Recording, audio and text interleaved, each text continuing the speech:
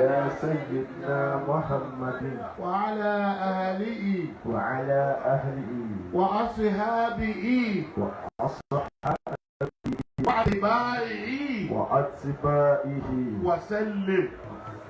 كتب الموت.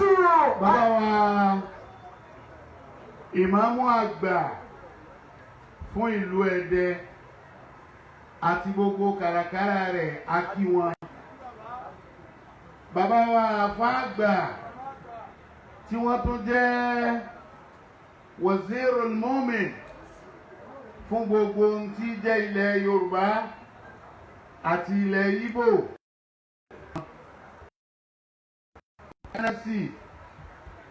Àgbà fún gbogbo ilẹ̀ Ẹdẹ. Amirul Jayshil Watan akínyìn. Mo wá fi àwọn mẹ́tẹ̀ẹ̀ta o kí gbogbo àwọn táwọn ọ̀pẹ́rẹ́tì lábẹ́ wọn. La ilaha illallah. Tọ́ ọba wa fẹ́ ń dá ọ kí o lè náwó òmówó lọ lé lóde nù. Bọ́ ọba ti lè mú kíkí lọ lé òmówó lọ lé nù. Wọ́n tọ́ ọba fẹ́ ṣẹ́jú sí mi tí máa lè dá ọkọ̀ rẹ dá okú àsárà. 1 naira kò ní bọ́ délé. Kutiba al-mawt. Mo fi àwọn mẹ́tẹ̀ẹ̀ta o. Mo fi kí gbogbo òjòkó àwọn àfáà. Àtẹ́lé àtàlejò, àmọ́ kí n tó kú òun bẹ́ẹ̀. Sẹ́rí Ahmed Muhammad sallallahu alayhi wa sallam. Ó ní al-hasidu wal-aqidu la yadkhulul janna. Sẹ́rí ọ̀dà káwọn ọmọ lóko dòkú bàbá wọn ní bọ́mọ ọlọ́mọ ọ̀dà rú lọ. Àwọn náà ní ẹni wọ́n máa rojọ́, ẹni wọ́n dòkú bàbá wọn rú. Àwọn òkú omi já, ẹ máa pariwo. Tọ́wá ẹgbẹ́ ìgbà tẹ́ ń wá mi kí mo bá gbowó lọ yín ni ẹ̀rí máa pariwo. Ẹ lọ jókòó, ẹ jọ̀ọ́. Al-hasidu wal-aqidu. Gbogbo eníkèéta àtàládì ọkẹ́ àwọn méjèèjì ò lè rọ́nà lọ. Torí gbangba ayé la wà yìí, mọ̀ ń wọ̀nù gbogbo àwa àfáà lẹ́dẹ̀. Ẹja ní respect fún authority. Àwọn tá à ń ṣe lẹ́dẹ̀ ìwò tó bẹ̀ tí wọ́n dẹ̀wò ń bàdàn. Téèyàn bá dẹ̀wò ìwò rẹ̀ ọ̀yọ́. Ẹ lè ṣe túnú ọmọ ọlọ́pàá náà. Ẹ lè bọ́ ọlọ́pàá náà sinmi lọ ilé ọkọ. Ẹ ní láńsẹ̀ tó lè sìnkú ọlọ́pàá náà. Kò sí láńsẹ̀ sí ẹ̀, òkú ìlú ni. Kò sí láńsẹ̀ tó lè sìnkú ọlọ́pàá náà lọ́wọ́ individual. Òkú bàbá tìmí ni, ìmáàmù bàbá tìmí ló yẹ kó wá sí. Ẹ wá léèyàn ti pọ̀, táwọn ti á pọ̀ ní ọmọ òkú wa ìgbẹ́ náà ni.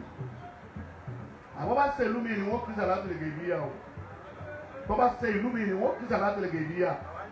Ẹjọ́ ẹ̀yìn àfa àgbẹ̀mẹgbẹ̀mọ yín ti pọ̀ jù, ẹ máa dúró dọ́tọ́rìtì. Àṣìlú ọ̀rọ̀ àwọn àbọ̀ ọjà wọn a máa gbowó gbòkú lẹ̀. Bí ẹ bá gbà orí burú mẹ́mẹ́ ni, ọlọ́pàá náà jẹ́ bí ọ̀bọ̀, àbọ̀kadà lọ́pàá. Nígbà tí ìfọ̀bọ̀ tọ́kadà ọ̀pá, dábàá fi ẹ sáré sí kó tó máa rùn. Kò sì sáré ju bó ti yẹ lọ, dábàá fẹ́ gbọdọ̀ pẹ́ńlẹ̀. Ṣé dábàá á gbọdọ̀ pẹ́ńlẹ̀ sínú kòtò lọ́yẹ kó ti pẹ́? Gbogbo ẹni tí irú rẹ̀ máa ń tẹ̀ sí lọ, bàbá wa bá gbà, èmi náà ń fún yín ní àṣà náà, ẹ lọ wá kòbókò. Ó sàwálà bá dù ẹ lù wá, èmi ò lè lù. Bí wọ́n gbé wò pé ìjọ ìlú ni òde wájú ọ̀sẹ̀. Mọ̀dẹ̀ bá ọmọ náà kú léèrè, Fidau lẹ́lẹ́ fẹ́ ṣe ẹni wá sí wá sí. Tẹ́ ẹ pẹ̀lú irú wa ti kọjú òde ẹ dákun ẹ gbà mí sí. Ọlọ́run ti gbà mí nínú ayé. Lókè wọn a máa wó di ẹ gbà mí sí káàkiri lọ. Ìtọ́lọ́run ṣe fún mi lóore tó mi jẹ wà máa àtá ní yàrá o. Kẹ́hìn mi máa àtá kù. Ọ̀rọ̀ olóde torí tí ọ̀jẹ̀ kì í ṣèmi mọ́. Mo ti kọjá lẹ́kùn èèyàn. Bọ̀tá àgbọ̀dọ̀ máa ń dá respect padà fún authority. Èyí máa rí authority fín. Ṣé bí wọ́n bá dájú asámú fún iṣẹ́ ẹ tó bẹ̀ tẹ́ bẹ̀rẹ̀ àwẹ̀? Àbí tí wọ́n bá sọ táìmù tẹ́ kì í dì ẹ tó bẹ̀ tẹ́ kì í. Ẹ máa wá kéèta ìpìlẹ̀. Gbogbo ẹni tí máa ń sì ń kéèta ìpìlẹ̀ ọmọ wọn ìyẹnjú. Àwọn sòótọ́ ọ̀rọ̀ pé. Wàyíṣẹ́ rùsí títà kọ́lí tàtà ọmọ àmọ́ dàtà. Èyí tí mo sọ ẹ ti jẹ́ rí lójú oorun àkànní 2020 lẹ́ẹ̀kan. Wọ́n lu ẹrù ní ìjọ kọjá lé wọn. Wàyíṣẹ́ rùsí títà kọ́lí tàtà ọmọ àmọ́ dàtà. ọyẹ ká lè sọ fún yín wọ́n mọ̀ sí púpọ̀ lé ìdí ẹ̀ bá torí rẹ̀ lọ́ba gbá gbadá kan náà kó ṣe. Fọkọ́tì. abádá òní gbóná tí èdè wájú ọlọ́run. Fọkọ̀dí sọ fáta. bàbá wúre ló pé. Bàbá sì wọlé ọ̀kadà kí. kábíyèsí àwọn ọ̀gbọ́dọ̀ máa sọ ìdí ẹsẹ̀ tí ó jáde láti ọmọ wa kùn ọkọjá máa kùn mo ti kọjá ogbó lẹ́bù èèyàn àdúrà yìí ti gbà lé mi lórí wàláhì sẹ́mínárì mà gbádùn ayé gbà lé lórí èkó mo ti sọ́njọ́ òní mo ní gbogbo ẹ tó bá fẹ́ ìfáìtì mi pátá lẹ́yìn ìgbà tẹ́ ẹ bá kọ́ ọkọ mi tẹ́ ẹ tó wá máa sọ pé bàbá lè dẹ èmi náà ti tó bẹ́ẹ̀ bàbá èmi náà ti tó bẹ́ẹ̀ bọ́bá fẹ́ bá ń jiyàn rẹ̀ kó fẹ́ yé sí bàbá lè dẹ bóyá bàbá ń lẹ́sà lọ́wọ́ àpèlè àbí bàbá ló sọ̀gbọ́n lọ́wọ́ àpèlè. وإذا رزقت خليقة محمودة. ẹni tó sì kú yìí ọlọ́pàá ní bàbá tẹ àwọn ajẹ ló kù àwọn ọlọ́jà bí ẹ̀sùn tún ni. irú ọlọ́pàá náà kọ́ mọ̀ kódà ọlọ́pàá náà sọ̀rọ̀ ó mú lòdì torí táàrí ó bò tẹ́ mọ́lẹ̀.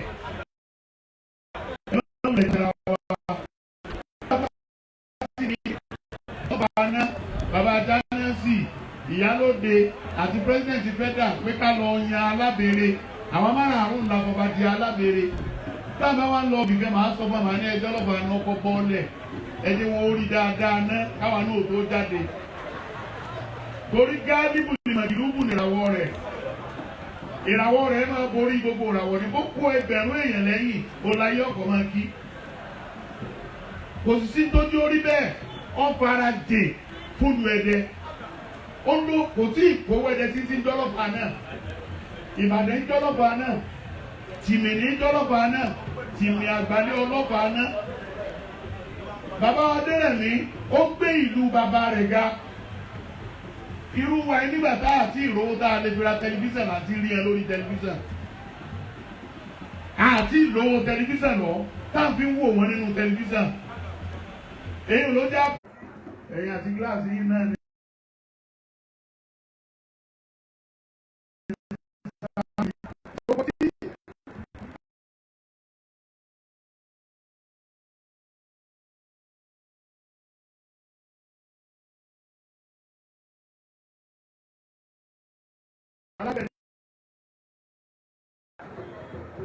Gbogbo ìlà kí wọ́n padà ní mẹ́sẹ̀jì tí màá bẹ̀yìn èmi tíátà náà torí mò ń ti ń wá igi ti pẹ́ ọlọ́run ti wá fi kú ọlọ́pàá náà ó ti fi ààrẹ sí ilé mi lọ́ba ẹ̀ níjọ́ tí ọlọ́run fẹ́ dá ànábì Ádámà alayhi salatu wassalamu. tọ́wá ní kí wọ́n lọ bu èpẹ̀ wá tíra tí ó yé wa tá a rí lọ́dọ̀ bàbá àfa àgbà pé mọ̀lẹ́kà méje lọ́lọ́ àwọn mẹ́fà ń bẹ̀ wọ́n rẹ́ pẹ̀lú ẹ̀yìn ọ̀rẹ́ yìí ní àṣàrà ìlú wa lọ ìbátan àṣàrà ìlú wa dé bẹ̀ wọ́n wá sọ fún ilẹ̀ pé ilẹ̀ wọ́n léèyàn mẹ́fà ti wá bí tí wọ́n fẹ́ bu ọ̀tọ̀ ọgbà kí ló dé ó ní wọ́n kàn dé wọ́n kàn kí mọ́lẹ̀ wọ́n fẹ́ máa bu wọn bóun sọ̀rọ̀. ìyá Ádámà ni látara Ádámà lọ́lọ́run ti wá máa dá gbogbo ẹ̀dá tí ó wà láyé àṣàrà ìlú wa ní èmi ti gbà pé tèmi lọ́dọ̀ Ọlọ́run ìpín tèmi tọ́lọ́run fún mi ni pé àwọn tó ń fẹ́ dáì èmi náà ni wọ́n lọ máa pa wọ́n kí ni wọ́n náà fẹ́ ilẹ̀ ní tí mo fẹ́ ni pé gbogbo ẹni tó ọba ti pa inú mi ni kí wọ́n máa kó wọn sí padà. Allah. ìlú bí mi ní àkàlẹ́ kí ní akọ́m wà fi yá nù ìdòkó wọ́n mi ní àánú kòrídòkó tààràtàn òkúrọ̀. منها خلقناكم وفيها نعيدكم ومنها نخرجكم تارة أخرى. ojú mi sálẹ̀ wá gbà lẹ́yìn bí ọgbọ́n ká ti gbà lọ́dọ̀ abalógun dáwọn náà jẹ́ ń bẹ̀. منها خلقناكم. àwọn náà kábíyèsí. وفيها نعيدكم. bàbá sẹ́yà Ọlọ́run ní sẹ́rù báyìí o. Amina. ومنها نخرجكم تارة أخرى. Àwọn àrò mẹ́ta tí ìdọ̀bẹ̀ nù ẹyọ kan tó kù rè. Ọlọ́fà aná Aláàjì Súlé Àlàó àti bàbá Ṣèyà kò sẹ́ni tó lè ráàrin àwọn mẹ́tẹ̀ẹ̀ta. Àwọn méjì tí wàá lọ okú bàbá Ṣèyà Ọlọ́run mójú tẹ́yìn náà o. Amina. Ẹ̀yin náà ò ní lọ nísìnyí o. Àmín. Ọlọ́nàbí lọ́dọ̀ Ọlọ́run. Àmín.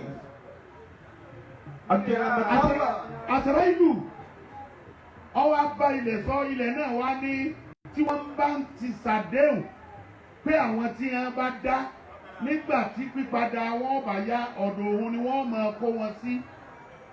Ọwọ́ ló ní àyàfi mẹ́wàá. Ó ní gbogbo ẹni tí Ọlọ́run bá kó sínú òun ló wọ́n jẹ àfihàn mẹ́wàá lòun ní jẹ.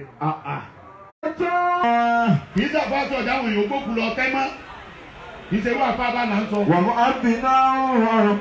Wọ́n mú àzínù ẹlẹ́ẹ̀kẹrin àwọn dàdáàlì tí wọ́n máa ń pè wọn ilẹ̀ lòun ní jẹran. Wà nàbí yúnà. Àwọn ànábì Ọlọ́run ilẹ̀ lòun ní Wà jẹran. ṣáídà. Àwọn tí wọ́n lọ ojú ogun tí wọ́n kú ojú ogun ilẹ̀ lòun ní Wà jẹran. ámìlú Kùránì. Àwọn tí wọ́n gbé Kùránì lọ tí wọ́n fi Kùránì tó àwọn èèyàn sọ́nà ilẹ̀ lòun ní jẹran wọn. Wà lè mọ́rí àtù ìdá máa tàti fi nífàsì Obìnrin tó kú tẹ́tẹ̀ ìbímọ ò tí ì dá lára rẹ̀ ilẹ̀ lòun ní jẹran. Wà áhẹ́lì sọ̀nà tí ọ́. Àwọn alùsùnnàtì àwọn alùsùnnà. Bẹ́ẹ̀ni wọ́n máa ń kutila mazluma. Èmi náà mú kan àwọn alùsùnnà. Tòkòtò wá kan talẹ̀ ní alùsùnnà ni á. Torí gbogbo ẹni tí ọba dé yẹ ojú òkú nù sàárè alùsùnnà ni. Wọ́n máa ń kutila mazluma. Wọ́n máa ń kutila mazluma. Ilẹ̀ ní gbogbo ẹni tí a bá pa nípa àbòsí ilẹ̀ lòun ní jẹran rẹ̀. La ilaha illallah. Ìran mẹ́wàá sílẹ̀ lòun ní jẹ ní tí bàbá ọlọ́pàá náà jẹ́ kan bẹ́ẹ̀. Allah. Kí lọ́wọ́ ajọ́ ọlọ́pàá náà rí nǹkan gbàgbà níwájú Ọlọ́run. Ó ṣe déédéé àyà kan nínú Al-Qur'an tí mo fẹ́ fi sọ̀rọ̀ fún gbogbo ẹ̀yin ọmọ náà kú àti gbogbo ẹ̀yin ní tíátà.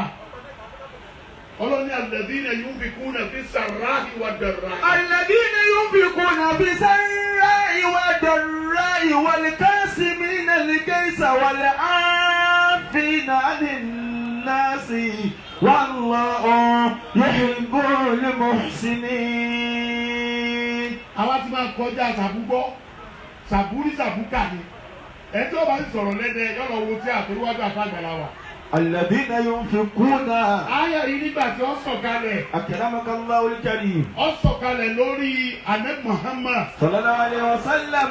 Nígbà tí Wàsíyù tó pa Hamza lójú ogun.